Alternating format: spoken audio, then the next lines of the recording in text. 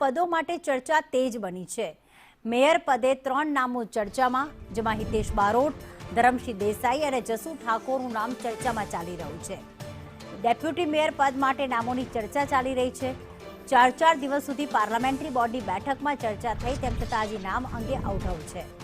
અંજુ શાહ અને જેમિની દવે તથા ક્રિમી ગાંધીનું નામ ડેપ્યુટી મેયર પદ માટે ચર્ચા ચાલી રહી છે અને પક્ષના નેતા પદે નામોની ચર્ચા શરૂ છે, જેમાં કોર્પોરેટર પરેશ પટેલ અને દેવાંગ દાણીનું નામ પણ ચર્ચામાં છે। સ્ટેન્ડિંગ કમિટી માટે પણ 3 નામો ચર્ચામાં છે, પરેશ લાખાણી, કમલેશ પટેલ અને જૈનિક વકીલ, જ્યારે દંડક પદે અતુલ મિશ્રાનું નામ ચર્ચામાં ચાલી રહ્યું છે।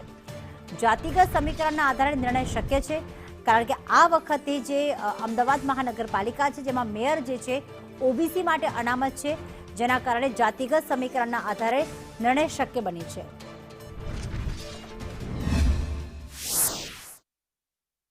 રાજ્યની સંસ્થાઓમાં ઓલમોસ્ટ 90% સમર્થન ગુજરાતની જનતાએ ભારતીય જનતા પાર્ટીને આપ્યું છે અને એના સંદર્ભમાં ભારતીય જનતા પાર્ટીની જે પ્રક્રિયા છે એ પ્રક્રિયા અનુસાર ત્યાં સ્થાનિક રીતે સાંભળવાનો કાર્યક્રમ પૂરો થયો।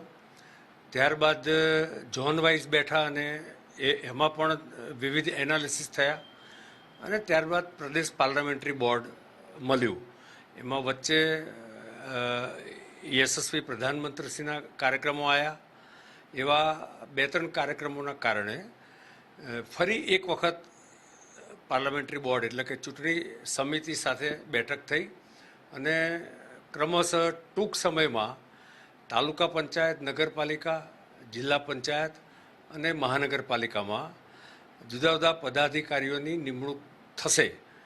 ક્રમશઃ મેં જ માહિતી જે હમણાં મેળવી છાપા દ્વારા, એમાં સૌપ્રથમ 22, 23, 24, 25 આ તારીખ સુધીમાં મોટાભાગની નિમણૂકો થઈ જાય એવું અંદાજ છે।